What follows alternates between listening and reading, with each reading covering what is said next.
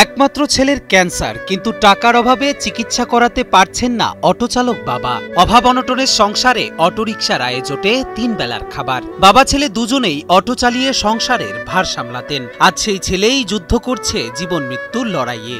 আমার একটা ছেলে, তার বাবা অটো চালা, এত বড় একটা অসুখ হয়েছে।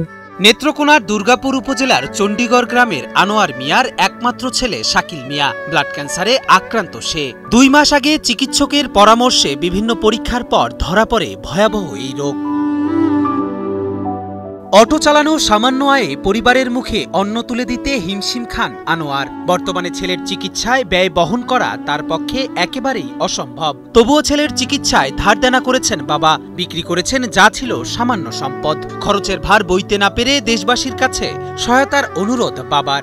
আমার একটা ছেলে ক্যান্সার রোগ হয়েছে, আমার ছেলেটা একটু চিকিৎসা করুন, সহযোগিতা করুন। টাকা পয়সা তো এই পর্যন্ত আমি পরীক্ষা করিয়া লাখ খানিক টাকা খরচ করে লাইছি, ঋণ করিয়া। আমার তো আর্থিক অবস্থা খুবই খারাপ, খুবই অভাবী মানুষ আমি। আমার কোনো রকম অটো চালায় আমার দিনকাল চলে। মোনালিসা হেভি ফ্লো 15 পিস প্যাকেটের সাথে 8 পিসের একটি প্যাকেট একদম ফ্রি। 2 মাস ধরে বিভিন্ন জায়গায় ঘুরেও টাকার অভাবে ছেলের চিকিৎসা করাতে না পেরে ছেলের চিন্তায় এখন দিশেহারা মা। দুর্গাপুর থেকে ময়মনসিংহ গেছি, ময়মনসিংহ থেকে ঢাকা গেছি। 2 মাস ধরে এরা ধরা করছে যে ক্যান্সার, কিন্তু 2 মাস আমি এমনি ঘুরতেছি, টাকা লেগে কোনো চিকিৎসা করতেছি না।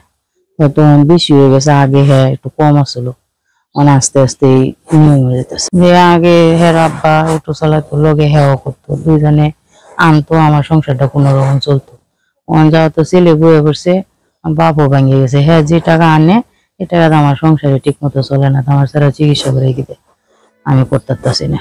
শাকিল মিয়া একসময় পরিবারের হাল ধরতে পড়াশোনা ছেড়ে বাবার সঙ্গে অটো চালাতে শুরু করে, কিন্তু একসময় যে সংসারের হাল ধরেছিল আজ সে নিজেই অসহায়। তার চিকিৎসার জন্য প্রয়োজন প্রায় 15 থেকে 16 লাখ টাকা। তাই সকলের সহযোগিতায় বাঁচতে চায় ব্লাড ক্যান্সারে আক্রান্ত শাকিল।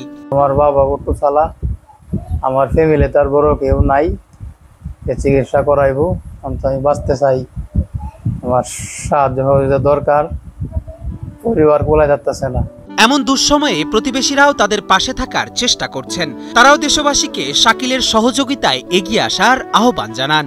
অনেক লোক আছে এরকম, তারা এই ধরনের বড় ধরনের সাহায্য করতে পারে। তারা যদি পাশে দাঁড়াইতো তাহলে হয়তো এই লোকটার চিকিৎসাটা হইলে হয়তো বাঁচতো। তার একটা সন্তান ভরসা ছিল, সে অনেক টাকা সে চালাইতো, কিন্তু এখন তো তার সংসারে অবস্থা খুব মাজুল। তারা খুবই দুর্বল মানুষ, তারা তো কোনো উপায় দেখতেছেন।